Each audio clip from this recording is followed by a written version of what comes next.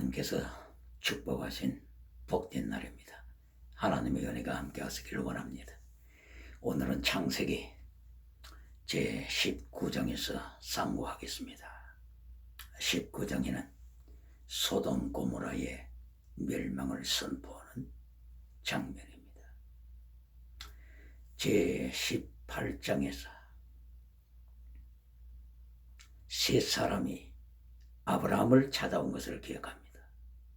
그 세 사람 중에서 한 분은 하나님이라고 성경이 설명을 했습니다.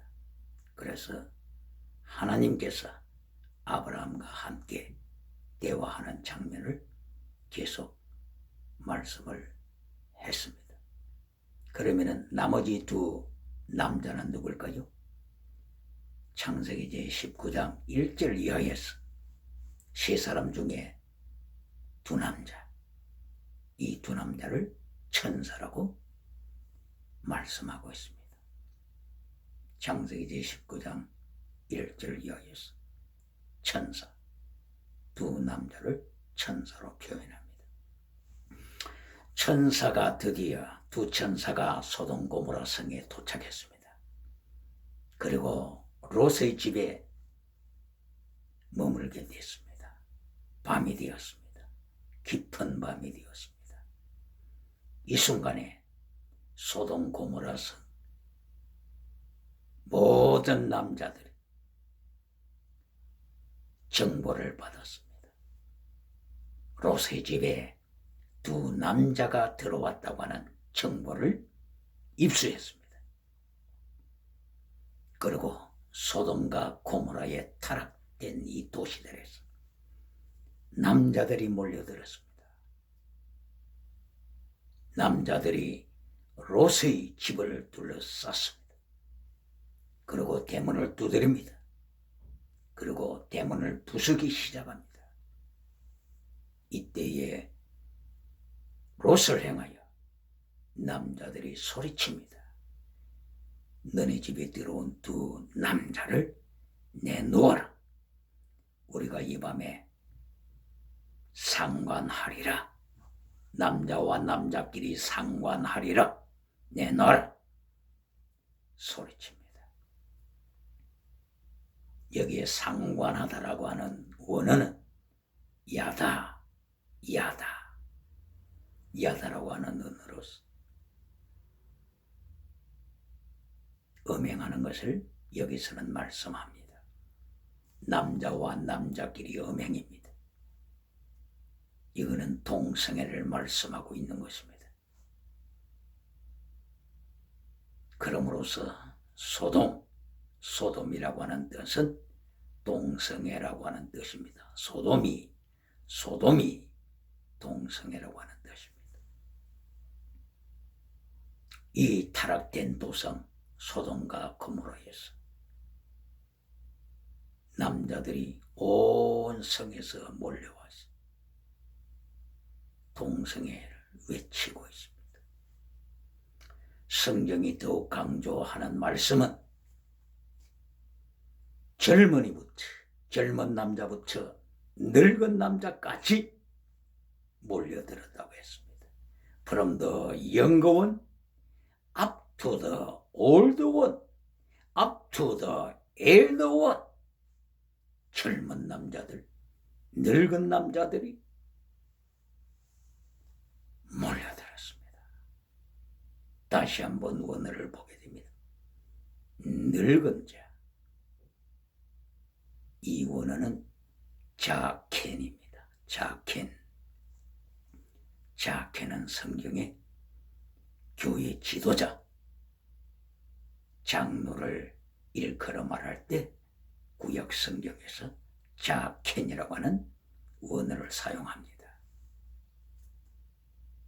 이것은 젊은 자들부터 지도자들까지, 영적인 지도자 자리에 있는 자들까지 모든 남자들이 달려와서 동성애 하자고 외치는 것입니다.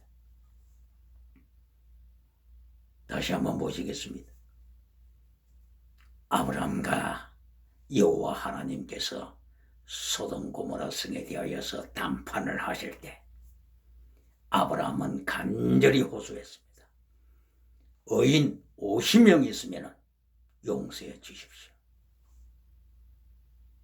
하나님께서다. 의인 50명 있으면 용서하겠다. 45명만 돼도 용서하겠다. 40명만 되어도 용서하겠다. 30명만 되어도 용서하겠다. 20명, 10명까지 용서하겠다. 무엇을 말씀하신 것입니까? 아브라함은 적어도 영적 지도자들까지 합하여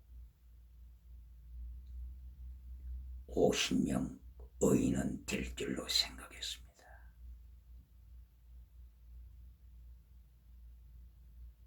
그런데 19장 현장에 믿었던 지도자들까지, 영적인 지도자들까지 달려와서 로사, 너네 집에 들어온 남자들을 내놓아라. 우리가 야다하겠다. 야다. 동성애하겠다. 이것을 보신 하나님께서 얼마나 실망하셨겠습니까?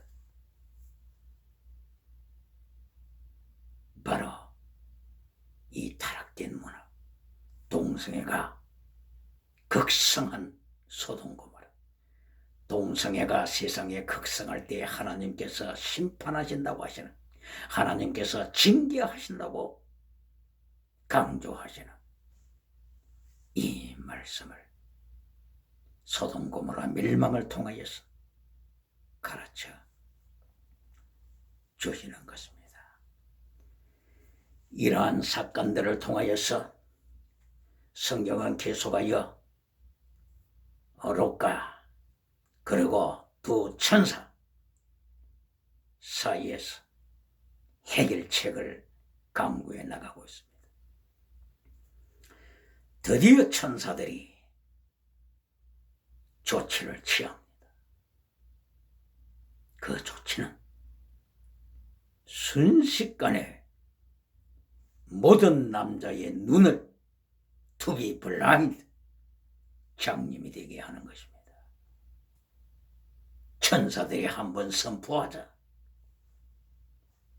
모든 남자들, 동성애 하자고 달려왔던 모든 남자들이 장님이 되고 말았습니다. 더 이상 이 타락된 소돔 고모라의 남자들이 자기의 욕망길을 계속 진행할 수가 없었습니다. 블라인드맨, 눈먼 자에 대하여 철학과 하나님의 말씀은 경고하고 있습니다. 눈먼 자들은 하나님을 볼 수가 없습니다. 영적으로 눈먼 자, 하나님을 볼 수가 없습니다. 1724년도에 독일에서 태어났던 임마누엘 칸트 철학자, 세계 역사상 가장 빛나는 철학자입니다. 임마누엘 칸트가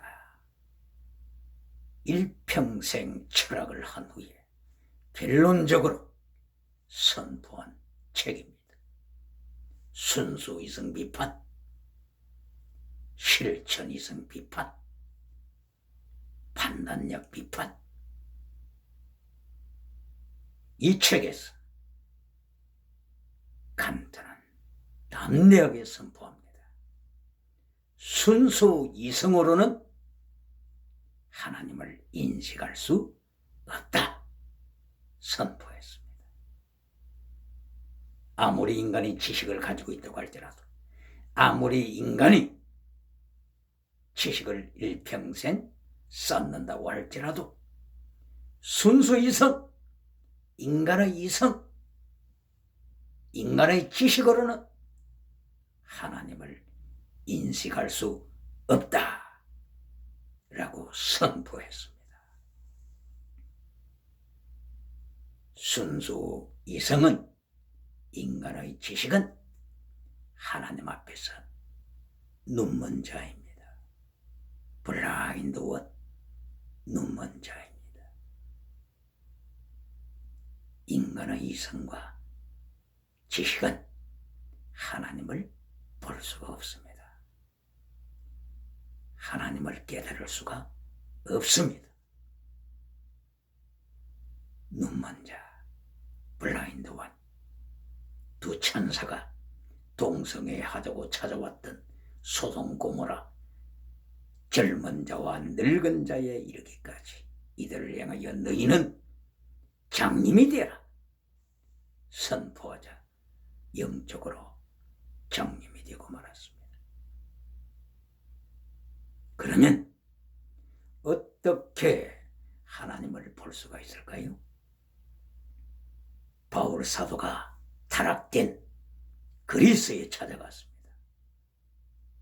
헬라 그리스에 찾아갔습니다. 바울 사도가 타락된 로마에 찾아갔습니다. 세계를 정복한 로마, 세계를 정복한 그리스에 찾아가서 그리스 한복판 고린도에서 담대하게 외칩니다. 인간의 이성으로는 하나님을 알 수가 없다. 선비가 어디에 있느냐? 철학자가 어디에 있느냐? 심리학자가 어디에 있느냐? 인문학자가 누구냐? 인간의 이성으로는 하나님을 볼 수가 없다. 바울 사도가 세계의 지혜를 자랑하는 그리스 나라 한복판에서 외친 메시지입니다. 고린도전서 1장 19절 이하 말씀, 고린도전서 2장 9절 이하 말씀, 고린도전서 3장 19절 이하 말씀. 너희는 사람을 자랑하지 말라. 사람은 피조물이다. 만물이 다 주님에게로 돌아가미라. 인간도 다 주님에게로 돌아가미라. 주님 앞에 무릎을 꿇라. 네가 지식을 자랑할 때 그 지식의 덫에 네 발이 걸려 넘어지느니라. 네 인생이 네 지식의 덫에, 지식의 올무에 걸려서 넘어지느니라. 바울 사도가 어디서 외쳤다고요? 지혜를 자랑하는 그리스 한복판 고린도에서, 로마 도시 한복판에서 바울 사도가 이성으로는 하나님을 인식할 수 없다고 외쳤습니다. 오직 하나님의 영, 하나님의 영으로서만이, 하나님의 계시를 통하여 revelation of God, 하나님의 계시를 통해서만이 하나님을 인식할 수 있다고 선포한 것입니다. 그러므로 창세기 1장 2절 말씀부터 하나님께서는 하나님의 영 성령을 강조하십니다. 하나님의 영 성령, 하나님의 영이 수면 위에 운행하시더라. 하나님의 영 성령님이 수면 위에 운행하시더라. 이것이 모든 지식인 자들이 하나님의 말씀 앞에 무릎 꿇을 수밖에 없는 결론입니다. 알파요 오메가입니다.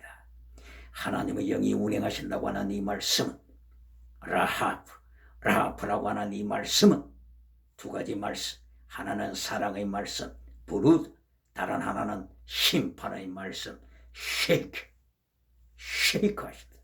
하늘을 쉐이크 하시고 땅을 쉐이크 하시고 바다를 쉐이크 하시는 하나님의 섭리를 말씀하는 것입니다. 하나님의 영 성령님의 섭리입니다. 루하 오브 갓, pneuma 오브 갓, 스피릿 오브 갓. 하나님의 영이 세계를 통치하시는 모습입니다. 하나님의 거룩한 영의 계시가 없이는 모두가 장님이 될 수밖에 없는 결론을 창세기 처음부터 요한계시록 마지막까지 선포하신 것입니다. 그러므로 요한계시록 마지막에 나타나는 라오디게아 교회, 그렇게 세상 것을 자랑하던 라오디게아 교회를 향하여 하나님께서, 예수님께서 너희는 눈먼 자들이다. 너희는 눈먼 자들이다. 눈먼 자는 하나님을 인식할 수 없느니라. 눈먼 자는 하나님을 볼 수가 없느니라. 라오디게아 교회여, 너희가 예배를 드리는 것은 너희가 누구에게 예배를 드는지도 모르고 물신신앙으로서 세상 만모니즘을 향하여 예배하는 것이다. 눈먼 자들을 향하여 하나님께서는 창세기 1장 2절부터 요한계시록 마지막 장까지 강조하신 말씀인 것입니다. 창세기 제19장 16절 말씀에 천사들이 소돔 고모라 심판 직전에 의인들을 분리시킵니다. 의인과 악인을 분리시킵니다. 양과 염소를 분리시킵니다. 알곡과 죽정이를 분리시킵니다. 이때에 몇 사람을 소돔 고모라 성에서 분리시켰었을까요? 19장 16절 이하입니다. 네 사람입니다. 롯, 그리고 롯의 아내, 그리고 두 딸, 네 사람입니다. 두 딸과 결혼 준비하는 사이 두 사람이 있었지만 사이 두 사람이 하나님의 심판 경고를 농담으로 여기더라. 하나님의 심판 경고 농담으로 여기도록 하면 탈락되었습니다. 홍수 심판 때 몇 사람 구원받았습니까? 노아의 가족 8식구 구원받았습니다. 이번에 소돔 고모라 심판에서 몇 사람이 심판대에서 분리됐다고요? 징계로부터 분리되었다고요? 네 사람. 무엇을 말씀합니까? 세상은 점차 어두워지는 것을 말씀하는 것입니다. 8사람 구원해서 네 사람으로. 그 다음에는 예레미야 5장에서는 의인 몇 사람을 찾으라고요? 한 사람을 찾으라.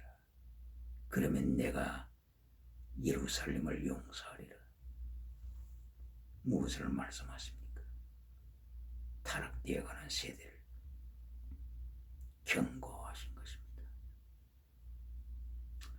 16절을 이하 천사들이 롯을 향하여 경고합니다. 롯의 철을 향하여 또한 경고합니다. 가족을 향하여 경고합니다. 너희는 뒤를 돌아보지 말라. 이미 소돔 고모라 성에서 빠져나왔다. 소돔 고모라 성을 바라보지 말라.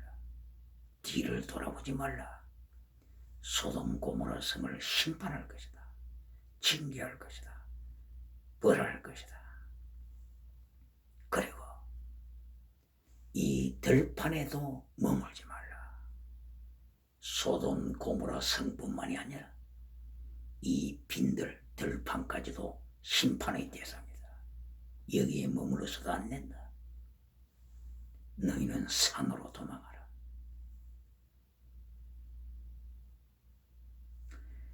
빈들까지도 들판까지도 하나님께서 경고하시는 것입니다. 죄가 오염되어서 계속하여 퍼져나갈 것을 경고하신 것입니다. 그리하여 산으로 도망치라 이렇게 천사들이 말을 했을 때에 롯은 요청을 했습니다. 우리로 하여금 소활도성, 적은 도성으로 피하게 해주소서. 소활. 그때의 소활이라고 하는 도성은 소돔과 고모라 그리고 아드마와 스보임 이와 같은 거대한 도시와는 견줄 수 없는 이름 없는 작은 도시입니다. 그래서 소알 이 자체도 작은 도시, 작은 지역이라고 하는 뜻입니다. 하나님의 징계가 임하셨을 때에 세상에서 어떤 것은 소돔과 고모라는 멸망당하고 이름 없던 소알 이 작은 도시를 하나님께서 보존하셨습니다. 그리고 롯의 가족들이 소알이라고 하는 작은 도성으로 도피하기 허락했습니다. 그러면서 성경 말씀은 내가 소알을 지키리라. 이번 거대한 멸망 사건으로부터 지키리라. 하나님의 말씀입니다. 예수님께서 오시면 모든 인류가 하나님 앞에 서게 되는데 심판대에 서야 하는데 경고를 하시는 것입니다. 하나님은 외모를 보시지 않는다. 하나님은 중심을 보신다. 다이사 하나님은 중심을 보신다. 사무엘 선지자야 잘 기억해라. 하나님은 외모를 보시지 않는다. 중심을 보시고 예수님이 심판하신다. 소알이 승리할 것이다. 라오디게아 교회야, 사대 교회야, 잘 들어라. 작은 도시, 작은 능력밖에 없는 빌라델비아 교회와 서머나 교회가 승리할 것이다. 작은 능력밖에 없는 빌라델비아 교회가 말씀을 지켰기 때문에 일사각오로 말씀을 지켰기 때문에 일사각오로 예수님을 부인하지 아니하였기 때문에 빌라델비아 교회와 스무나 교회는 자기가 받을 열흘간의 환난을 감당했기 때문에 면류관을 주노라. 면류관을 준비했노라. 예수님께서 계시록에 나타난 교회들에 대해서 어떻게 심판하실 것인가에 대한 내용을 미리 보여주신 것입니다. 심판의 샘플을 보여주신 것입니다. 시험지의 답안지를 이미 보여주신 것입니다.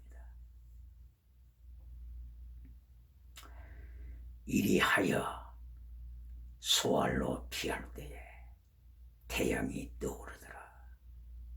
태양이 떠오르더라. 성경은 말씀했습니다. 소알의 소망을 말씀하는 것입니다. 바로 그때에 하나님께서 하늘로부터 불을 내리시사 유황불을 내리시사 소돔과 고모라 성을 심판하셨습니다. 멸망시키셨습니다. 불을 내리시사 The burning sulfur from the heaven. burning sulfur. 불타는 유황불입니다. 세상 총으로 멸망시킨 것이 아닙니다. 세상 무기로, 세상 핵무기로, 수소탄으로 소돔 고모라를 멸망시킨 것이 아닙니다. 사람의 손으로 멸망시킨 것이 아닙니다. 하나님께서 친히 하늘로부터 불을 내리셔서 소돔 성을 멸망시키신 것입니다. 이것은 앞으로의 멸망 심판은 불의 심판이라고 하는 것을 예언해 주신 말씀입니다. 하나님께서 홍수 심판을 통하여서 심판하신 후에 노아에게 약속하셨습니다. 노아야, 내가 너와 약속한다. covenant, 약속한다. 물 심판으로 세상 모두를 멸하지 아니할 것이다. 하늘의 무지개를 보라. 이것이 약속의 증거다. 그리고 제19장 불 심판을 통하여 마지막 때에 나타날 심판을 보여주시는 것입니다. 그래서 베드로 사도는 베드로후서 3장 7절 이하를 통하여 하나님께서 말씀으로 우주를 창조하신 것처럼 천지를 창조하신 것처럼 동일한 말씀으로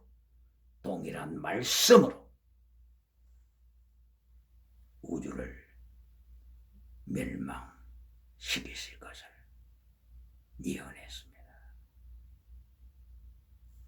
불로스 멸망시키실 것을 예언했습니다. 하늘이 불에 녹아집니다. 지구가 불에 녹아집니다. 하늘과 땅 안에 있는 모든 것들이 하나님의 불에 녹아집니다. 동일한 말씀으로, 동일한 로고스로 심판하실 것을 말씀했습니다. 그리스의 철학자 헤라클리토스가 로고스를 강조했습니다. 로고스, 에베소에 살았던 헤라클리토스 철학자. 우주의 근원은 불이라고 하면서 로고스를 통하여서 우주가 생성과 소멸이 된다고 주장했습니다. 헤라클리토스는 자기 지식을 통하여 어느 정도 깨달았습니다. 어느 정도. 깊은 비밀을 깨달은 것이 아니고 로고스를 통해서 우주가 생성이 되고 로고스를 통하여 우주가 소멸이 된다. 생성, 소멸. 이 근원은 로고스다. 주장했습니다. 지금 베드로 후서 3장 7절을 통하여서 베드로 사도가 하나님의 계시를 통하여 선포한 내용도 뭡니까? 창조하신 그 로고스 말씀, 하나님께서 말씀으로 창조하신 것처럼 로고스를 통하여 창조하신 것처럼 로고스, 동일한 말씀 로고스를 통하여 이 우주를 불태울 것이다. 소멸시킬 것이다.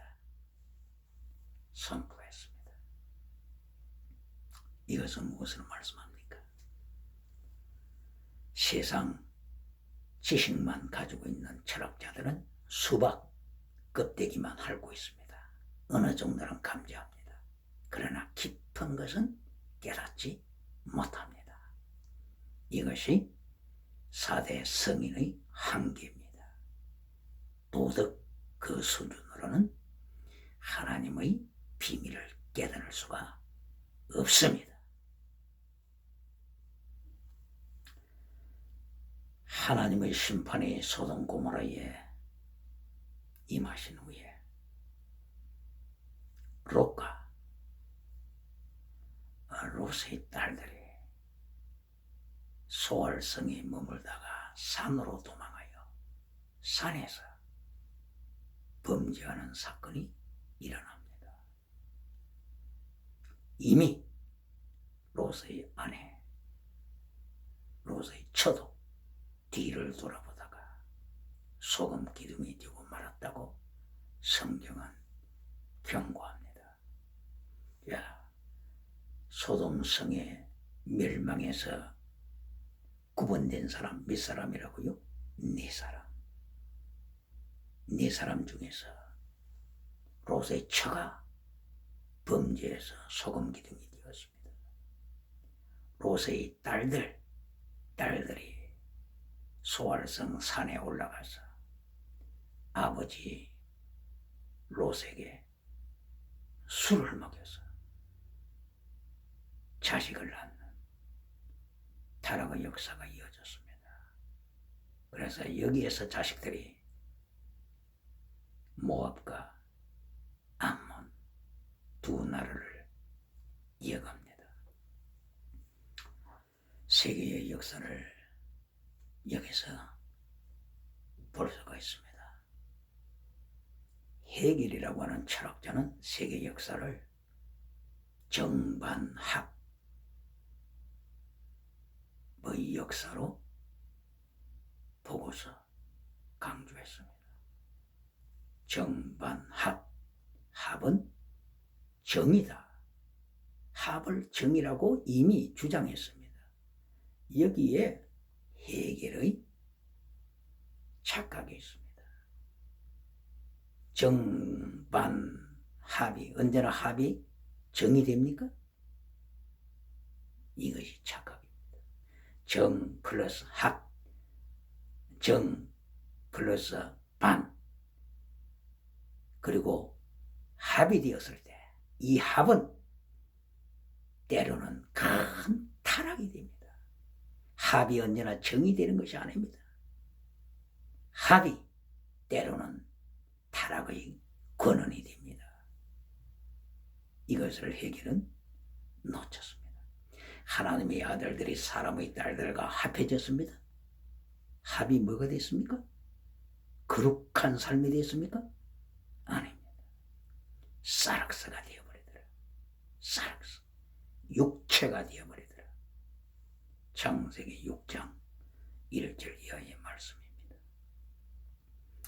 그러므로 헤겔 철학자는 믿음의 사람이지, 루터교 믿음의 사람. 그래서 하나님의 가이스트를 강조했죠. 절대 가이스트, 앱솔루트 가이스트. 아주 놀라운 선포를 한 것입니다. 가이스트가 뭡니까? 믿음으로 가이스트는 영입니다. 영, 스피릿, 푸뉴마, 루하. 헤겔의 철학자로서 하나님의 영을 강조한 것입니다. 하나님의 절대적인 영, 적당한 영이 아니고 하나님의 절대적인 영, 앱솔루트 가이스트가 우주를 통치한다고 하는 철학자로서 이 고백을 한 것은 참으로 놀라운 사건입니다. 그런데 하나님을 모르고 예수님을 모르고 영적으로 눈이 멀어버린 지식가 철학자들이 가이스트를 정신으로 설명을 해버립니다. 정신이라고 설명하는 그 순간에 하나님을 떠난 자입니다. 예수님을 떠난 자입니다. 소돔 고모라처럼 하나님으로부터 떠난 자입니다. 헤겔은 신학자의 위치에서 믿음의 눈으로 볼 때 단순히 정신이 아니고 가이스트는 영입니다. 푸뉴마입니다. 루하입니다. 하나님의 영입니다. 창세기 1장 2절에 하나님의 신이, 하나님의 영이 수면이 온 천하, 이 수면은 궁창 위의 물, 궁창 아래의 물, 온 천하의 물을 가리키고 있습니다. 천하의 물은 태평양, 대서양을 향하여 퍼져나가는 물입니다. 에덴 동산, 창세기 2장 9절 이하에서 나타난 에덴 동산에서 발원한 이 물이 천하를 향하여 퍼져나가는 이 수면 위에 생수의 근원 되시는 하나님의 영, 생수의 근원 하나님의 영이 통치하시는 바로 가이스트입니다. 헤겔이 이렇게 엄청난 신앙 고백을 했음에도 불구하고 정반합 이 역사관을 선포함으로써 유물론자들이 이것을 도용하기 시작했습니다. 포이에르 바하, 유물론자 포이에르 바하가 헤겔의 제자가 되어서 헤겔의 철학 세계관을 유물론에 도입시키고 말았습니다. 유물론적 유토피아, 유물론을 통하여, 공산주의 유물론을 통하여 세상을 유토피아로 만들 것이다. 이렇게 하여 오늘까지 세상을 속이고 있습니다. 유물론 철학자 포이에르 바하의 제자 칼 막스가 유물론을 통하여 오늘도 세상을 속이고 있습니다. 칼 막스 유물론을 이어받은 한반도의 북한 주체 사상을 통하여 장대현 교회의 우상을 세워놨습니다. 교회가 젖먹이 신앙을 가지면 유물론 주체 사상의 발표입니다.